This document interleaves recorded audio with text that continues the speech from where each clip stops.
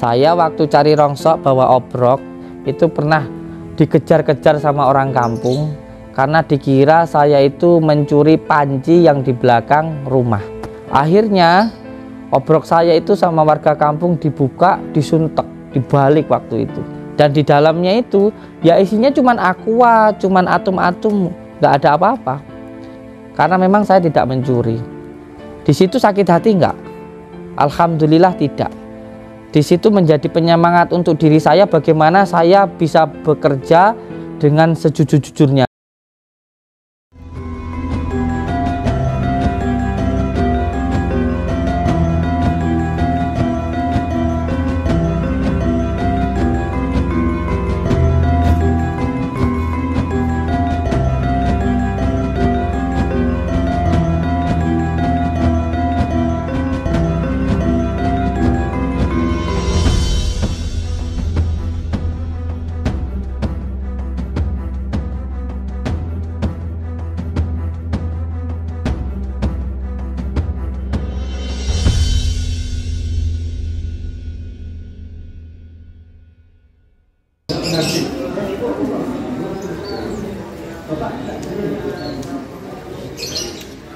Ustaz Khalil mana? Enggak, saya tanya Ustaz Khalil mana?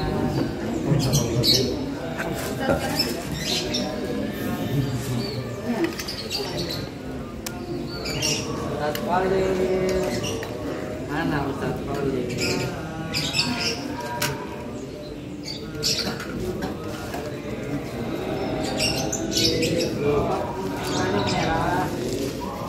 Hati sehat ya. Hatinya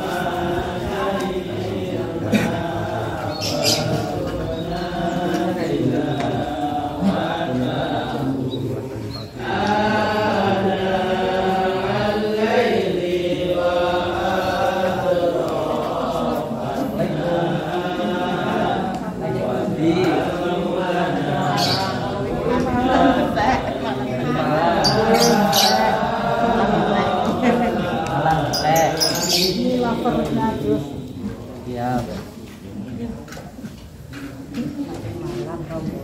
Dari Malang rombongan. Kalangnya Pundi. Oh, kemarin sudah kesini. Sekarang kesini lagi. Belum sempat diterapi, kami pulang. Belum sempat di Rukiah, belum diterapi, sudah pulang. Ada yang sakit itu. Sakit tidak mau, dulu tidak mau. Mumat tadi. Mumat.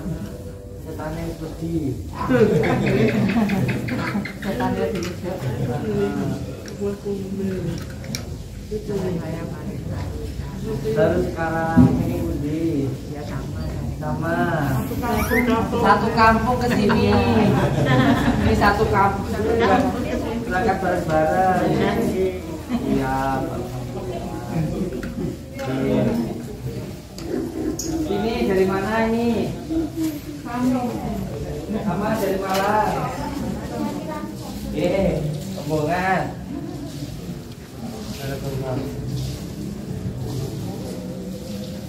Ini saking pundi? Dari Selapuro. Nggih, kambine dijimpe iki. Ini kenapa di perutnya? Di perutnya ini. Ya, sama nggak usah cerita sama saya. Kalau berobat ke sini itu nggak boleh cerita. Tapi saya yang nanti menjelaskan. Karena ini beliau sebenarnya dari pikiran atau maksudnya dari rambut, aliran darah terus ke perut. Maka ini nanti yang pertama di atasnya positifnya, pikirannya ditenangkan, gangguannya dihilangkan, medisnya diobati.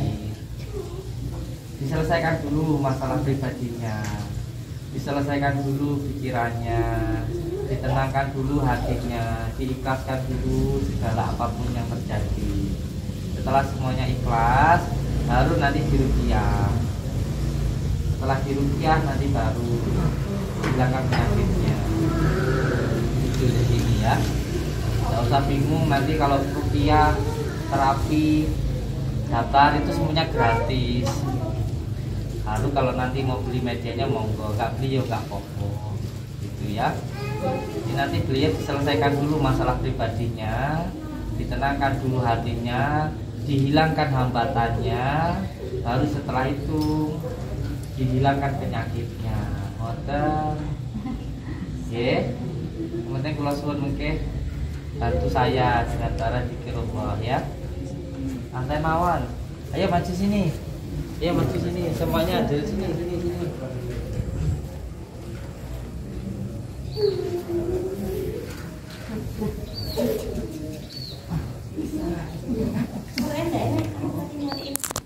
Kenapa saya senang kalau di sini? Sebab kalau di sini itu terbuka. Apalagi nanti insya Allah di sini banyak pohon, anginnya, AC-nya alami, lebih sehat. Kalau AC buatan itu kurang sehat, buatan manusia. Ada yang cantik luar biasa hari ini, habis ke salon. Makanya malu-malu, tapi mau. Malu dipuji tapi aslinya mau. Kameramen saya gini.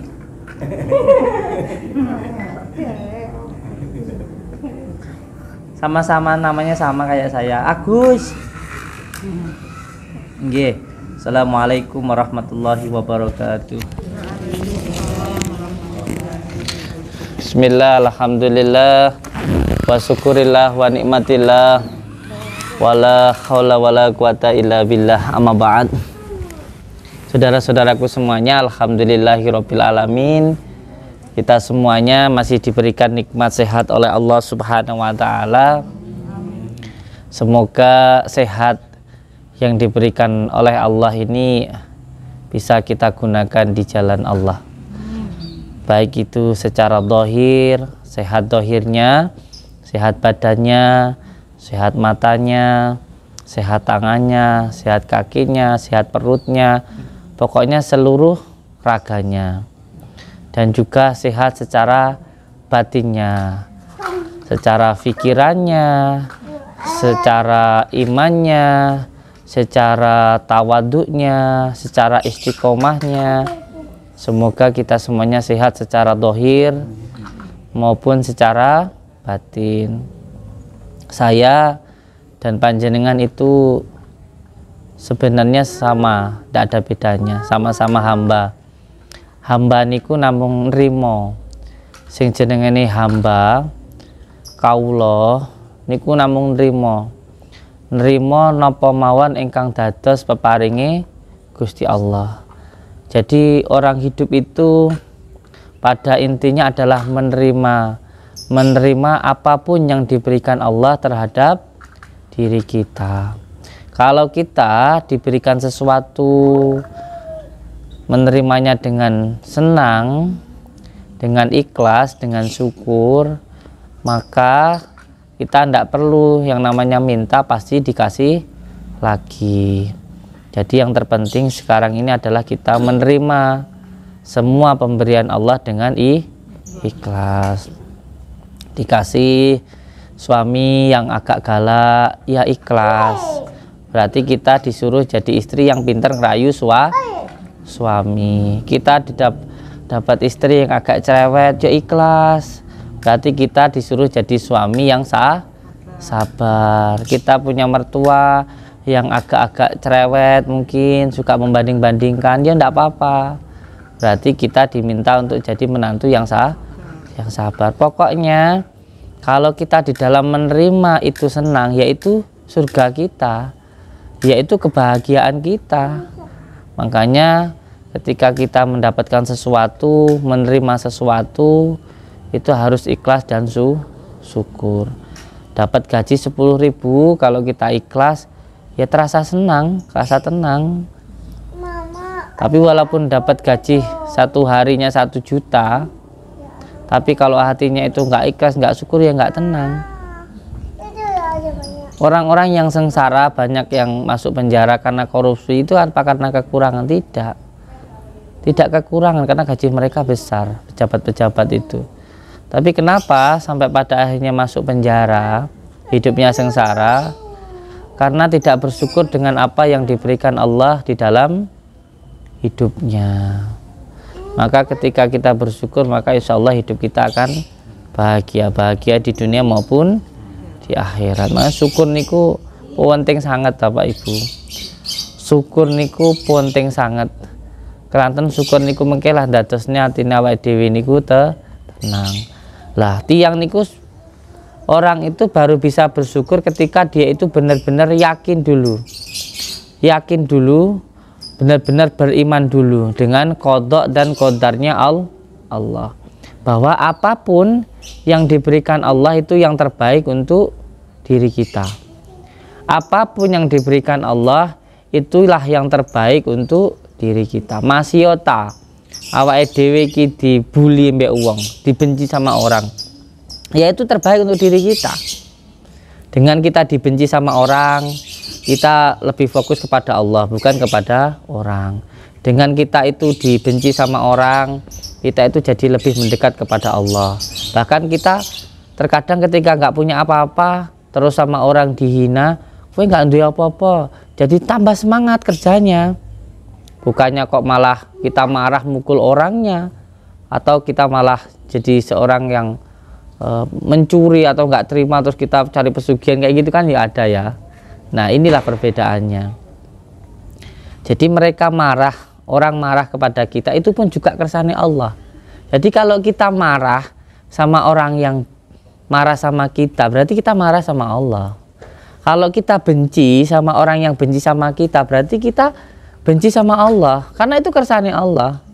Jadi jangan sampai kita membenci orang yang membenci diri kita, karena itu sama dengan kita membenci Allah.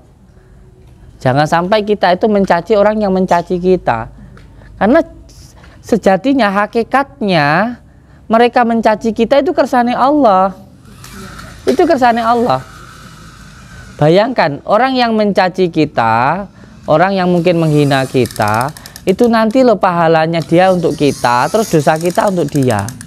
Harusnya kita itu malah kasihan loh, malah sayang sama mereka loh. Mereka memberikan sesuatu dan menghilangkan sesuatu dari dalam kita, memberikan sesuatu hal yang baik untuk diri kita, dan mereka memberikan yang baik dari mereka dan membuang yang buruk dari kita. Hakikatnya seperti itu. Walaupun secara dohiriahnya seolah-olah kayak mereka itu menghina kita. Contoh, Amit, semanin jenengan tak katakan, sama ini ku goblok, gak iso apa-apa, wong kok ora duwe apa-apa, wong kok ora gelem nyambut gawe, goleken ngelak-ngelak ngene ya. Secara harfiahnya, secara dohiriahnya, mulut saya itu menghina panjenengan. Tetapi secara hakikatnya, dosanya panjenengan itu dihilangkan oleh Allah dan pahala sampean itu ditambahkan. Itu hakikatnya. Jadi apapun yang diberikan Allah itu yang terbaik untuk diri kita. Saya dulu pernah kecewa dengan hidup saya. Bayangkan saya dari mulai kecil ngopeni wong tuwek saya, ngopeni orang tua saya, 5 tahun saya. Makan saya suapin, minum saya suapin pakai sedotan karena nggak bisa minum secara langsung. Mandi saya mandikan. Mohon maaf abi ngising tak cewoki. Itu selama 5 tahun saya. Anak-anak semuanya bermain, saya ngurusin orang tua. Pernah ada sedikit kok uripku ngene men ya gitu. Orang-orang bisa main kan, anak muda senangnya nganjang ya, tempatnya cewek-cewek itu main gitu. Kok hidup saya kayak begini aja ya kayak gitu. Kok hidup saya kok sengsara begitu. Tapi ternyata ketika saya sudah menikah, saya sudah berkeluarga, saya sudah dewasa, demi Allah hak semuanya kayak dipermudah oleh Allah. Saya tidak bisa apa-apa, tiba-tiba saya kayak punya perusahaan, saya punya pekerjaan sendiri, ngelakuin apa aja kayak dipermudah oleh Allah. Omong saomong kok iya dilalah dipercaya karo orang, sampai akhirnya punya usaha sendiri. Terus apapun yang dikerjakan itu kayak mudah gitu loh. Nah ini bukan karena kepintaran saya, demi Allah bukan, saya tidak bisa apa-apa. Ini barokah dari orang tua. Ini barokah dari orang tua. Ini demi Allah yang saya rasakan. Saya nggak bercerita dan saya nggak mau membicarakan dan mengijazahkan demi Allah. Saya nggak mau mengijazahkan atau memberikan amalan atau menceritakan sesuatu yang tidak pernah saya alami. Saya tidak mau. Saya hanya akan menceritakan sesuatu hal yang benar-benar saya alami. Kalau tidak saya alami, saya tidak mau cerita. Omong kosong, kobot itu. Saya nggak mau cerita. Saya hanya menceritakan apa yang saya alami saja. Jadi ketika apapun yang diberikan Allah itu yang terbaik untuk diri kita. Walaupun yang kita anggap itu tidak baik, kita anggap itu menjengkelkan, menyengsarakan, padahal itu menyenangkan untuk diri kita. Itu. Apapun itu dalam hidup kita, apapun itu, opo wae, sampean yakin no, sampean husnudzon karo Gusti Allah. Lek opo wae sing dikek Gusti Allah kuwi sing paling apik kanggo awake dhewe. Apapun yang diberikan Allah itu, masih on anak bandel malah cedek karo Gusti Allah bengi gelem tangi. Ya Allah, iki anak iki titipanmu, saiki anakku kaya ngene, aku njaluk tulung ya Allah, anakku iki atine dilembutne. Bojo ngono ya ngono. Sing penting apa nampa apa sing diparing Gusti Allah. Aja terlalu akeh ngersula wong urip iku mau. Sing penting wong urip aja terlalu ngersula. Wong urip nampa ngono ae wis, nampa penak-penak. Nampa. Kalau sampai menerima, masalah ini nggak akan jadi masalah. Nggak akan jadi masalah. Tapi kalau sampai nggak menerima, masalah jadi tambah masalah. Contoh, bojone sampean galak. Kalau kita menerima dengan sabar ikhlas, itu nambah barokah untuk diri kita. Dulu aneh. Saya itu ada tamu dari Bekasi datang ke sini. Bilang, "Bah, aku tak nyeraikan istriku ya. Napa bojoku cerewet ya? Cerewet ya rampeh.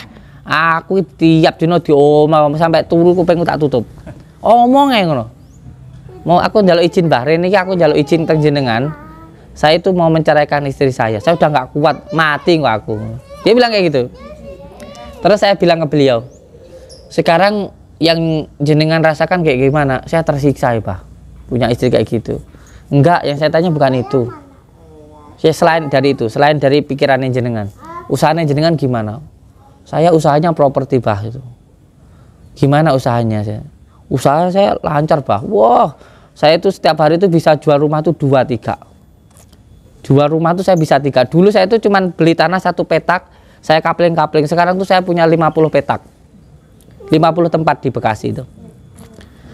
Tak kasih tahu nggih gitu. Tapi sampean jangan kaget saya bilang itu. Nggih, Bah. Gitu. Kalau sampean menceraikan istri sampean, usaha sampean bangkrut. Percaya sama saya. Bukan percaya sama saya, percaya sama Allah. Ini menurut hati saya. Kaget orangnya. Mosok Bah ngono. Jajal ae. Lek gak percaya jajalan. Lek awakmu gak percaya jajalan ngono wis aku penak kok. Jajalan ae. Wah, gak wani aku balik ono. Sumpah aku gak wani. Aku gak sida nyerai bojoku wis kayak gitu. Karena apa? Itu barokahnya dari istrinya yang cerewet. Kalau sampean kita kalau ini ya, kalau Yai Nawawi itu yang paham, kalau saya nggak gitu paham. Kalau kita pernah ngaji hikam ya, kebanyakan para wali-wali Allah itu diangkat menjadi wali oleh Allah. Barokahnya dari istri yang cerewet. Makanya sampe lek bojomu cerewet kok sampai niku iso guyu, iso seneng, iso ngerayu, bakat dadi wali. Bakat dadi wali. Tapi lek bojone nesu, kok awake dhewe milu nesu, gak bakat dadi wali. Ora bakat. Lho tenanan lho kuwi. Tenanan. Ini saya ngomongin diri saya sendiri. Saya berbicara seperti ini sambil saya itu menata hati saya. Awakmu ya kudu belajar ngono lho, Din, ngono. Ya seolah-olah mulut saya ini ngomongin jenengan, tapi sebenarnya saya itu memberitahukan diri saya sendiri, menata hati saya sendiri. Karena yang berbicara ini ya kolbu saya, bukan pikiran saya, kolbu saya yang berbicara. Jadi saya menyambungkan khawatir atau khotirah yang ada di dalam kalbu saya sampaikan ke jenengan. Ini untuk membicarakan, untuk menasehati pikiran saya. Ya muga-muga mau nyiprat yang jenengan atau gitu ge. Jadi yang pertama harus seperti itu. Jadi yang penting mau urip iku mau nampa Apa peparing Gusti Allah ikhlas kene. Iman itu enten pinten? Iman itu ada berapa, Pak Purnomo? Coba yang pertama iman kepada Allah. Kedua iman kepada. Yang ketiga iman kepada. Yang keempat iman. Ada yang kelewatan satu. Diulang. Pertama iman kepada. Kedua. Yalah, ini masih yang sini apa? Yang ketiga ini Nabi Rasul. Keempat. Yang keempat. Yang kelima qada dan qadarnya Allah. Jadi kalau kita benar-benar beriman kepada Allah, itu beriman dengan qada dan qadarnya Allah. Ketentuan baik dan buruk dari Allah. Yang baik itu ya tetap terbaik untuk diri kita, yang buruk itu pun juga yang terbaik untuk diri kita. Sama kayak masuknya makan, keluarnya kotoran. Semuanya yang menimpa diri kita yang baik itu ya baik untuk diri kita. Contoh kita punya anak, nanti setelah itu anak itu bandel, rewel, kita mendidik, itu ya terbaik untuk diri kita. Kita punya jodoh ya baik ya, jodoh kita agak galak, rewel, gak ada. Apa ada istri yang sempurna? Suami yang sempurna ada nggak? Nggak ada. Kalau cari yang sempurna nggak ada. Yang ada itu saling menyempurnakan. Nggak ada yang sempurna. Wow, kabeh wong wedok dirapi toh, gak ada yang sempurna gak? Mesti enak kurangi. Mesti enak kurangi. Jadi nggak ada yang sempurna. Yang ada itu saling menyempurnakan. Apa nggak kurang? Donya ini mengono wedok. Donya mengono. Pengen ngono bahasan wis rapi yo. Alah penak sing pertama lah ngono kuwi. Jajal sik kono. Kayak ya aku rapi bae kae pengen penak bahasa wis rapi bah penak sing pertama. Lho jaki mengono kuwi lho. Tenan lho kuwi. Lho tenan lho. Lek penak karo sing kepindho nyapa balik karo sing pertama. Nanti tenan wong lanang, kabeh wong lanang lak ngono ku. Rapi bisa rapi pindho. Rapi kepindho kok balik sing pertama. Aku brebes cerita iki piye to iki. Tujuane kaya ngene piye ceritane. Pengen di mobil, masa di mobilnya jarang ditumpaki, malah sedang melaku. Pengen di rumah mewah, di rumah mewah jarang dituruni. Iya tuh jadi. Aduh, pengen terkenal bahasan wis tenar bingung. Bojone diomong, mangan diomong, mandi we diomong. Sampai nyambut gawe mlaku lho diomong, edane diomong lho. Padahal gak ngelokne wong liya lho. Ngono kuwi lho. Bayangno menungso iki. Ya ta? Aduh, ya Allah Gusti Pangeran. Donya. Makanya dunia itu lek jenengan pengen bahagia, ngomong ning atimu, bahagiaku saiki. Ora nunggu besok, ora nunggu ngenteni iki, ngenteni iku wes, ora. Pengen di bojo. Bojone ada pika. Aduh, kayak ngono-ngono kayak ya aku peh golek aku anu silana duit 20 juta. Aku tak rapi, bocah rapi bingung deh. Aduh, kapan penake? Enak ya saiki gila. Lah usah ngenteni sesuk duwe ngene, duwe ngono piye. Bahkan yang paling asik itu, yang paling hebat itu, dan yang paling makrifat itu ketika sesuatu hal yang enggak asik bisa membuat asik. Sesuatu hal yang tidak menyenangkan tapi bisa membuat senang. Iku. Contoh ta. Nyawang anak melayu-melayu rewel, nangis-nangis. Kalau hati kita syukur itu senang, ndelok anak-anak sehat, melayu, masih kan ndelok anak model piye, senang. Iya, Bu. Tapi kalau hatinya itu tidak syukur, ndelok anak sing melayu rono rene jibek. Aneh enggak ya? Aneh enggak? Bisa dibedakan orang itu di dalam hatinya ada nur atau tidak dilihat dari sikapnya atau dari pikirannya atau rasa syukurnya. Enek uang nyawang bojone ku mau gedek ae. Bojone dhewe nyawang gedek. Lah adoh kangen. Tapi lek cedek nyawangmu juweng kan enek enggak? Ada. Enek wong tua ibu-ibu sing nyawang anake dhewe dolanan mlayu-mlayu kuwi krasa kerepotan. Juwibek nyawang anake. Aneh enggak? Padahal ada seorang ibu yang pergi ke Taiwan hanya pengen ngerti anaknya sampai setengah edan. Kewangan mbak anake. Lah kowe mendina iso ngerti anakmu mlayu loro rene kok malah susah. Kan edan. Lha ini piye ta kuwi? Itu tinggal membedakan ada nur tidak di dalam hatinya kayak gitu. Makanya lek wis ndelok anak sehat, ndelok anak mlaku, ngurusi anak kok ngerasa abot beban, berarti ning atimu enek setan. Ngono wis. Enek setan ning atimu. Enek sing menutup nurmu, hijabmu. rasa syukurmu nggak ada. Ngono tok ae. Kok kowe nyawang bojomu kok guwedhek nggak duwe rasa seneng. Enek setane rukyah. Ra iso dirukyah suwiram banyu. Lho tenanan niku, titen-titenane mung ngono tok. Mare ature baginda Rasulullah tuh ngeten. Lek awakmu ora iso ngrasakne nikmat, mesti awakmu ketutup. Lek wong nggih, wong ora iso ngrasakne nikmate taat, ora iso ngrasakne nikmate syukure karo Gusti Allah, salate, dzikire, ora iso nikmati nyawang bojone, nyawang anake, enten masalah teng atine. Ada masalah di dalam hatinya. Wis ta enek masalah. Wong iku mau lek seneng maksiat, pasti nggak iso ngrasakne taat. Wis ta mbok wong iku mau seneng ngombe, seneng zina, salate mung lek memane dhek salate lek mung mulai mlayu tok, kaya wong olahraga. Ora enek rasane. Ora enek penake, ora enek senenge. Beban malahan. Tapi kualiane, lek wong iku mau seneng taat, dia bisa merasakan taat, seneng ibadah, seneng zikir, mesti lek pas maksiat ndak penak. Enek ngrasa nggak penak, enek ngrasa bersalah, enek rasa nggak nyamane. Jadi tinggal ngono ae wisan. Tinggal awakmu condong ning maksiate apa ning taate ngono tok. Cuma ngono tok ae. Awakmu terus karo bojomu suweneng, mesti awakmu lek ramane nyawang wong wedok liya apa awakmu selingkuh ngrasa bersalah. Ngrasa bersalah karo bojomu enggak penak. Enek perasaan enggak penak, bojoku ning omah wis ngenteni, bojoku sing ngurusi aku, sakitku karo bojoku, mikir ngono. Mesti enek perasaan enggak penake. Tapi lek awakmu sering maksiat malah karo bojomu dhewe enggak geding. Enek perasaan sebel karo bojomu dhewe. Cetok bojone jengkel ngono. Males nang omah nesu-nesu wae ngamuk-ngamuk ae masalah kuwi. Masalah iki teng dijakne kiai kon ruqyah. Ngatur nggih. Allahumma shalli ala Muhammad. Allahumma shalli ala Muhammad. Allahumma shalli ala Muhammad sallallahu alaihi. Nggih, ruqyah riyen nggih. Durung ruqyah selawat riyen. Sallallahu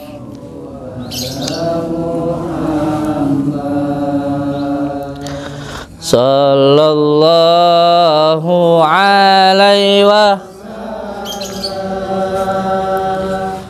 sallallahu ala Muhammad sallallahu alaihi wasallam sallallahu ala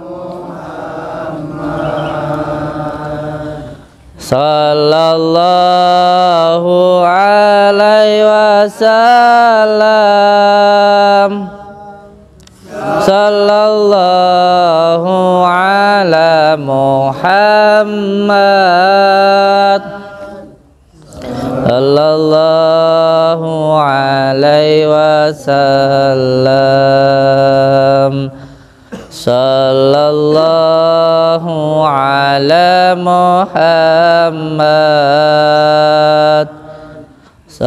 sallallahu alaihi wasallam sallallahu ala Muhammad sallallahu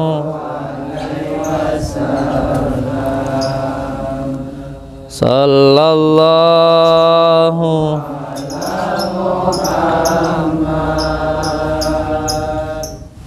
sallallahu alaihi wasallam sallallahu ala Muhammad sallallahu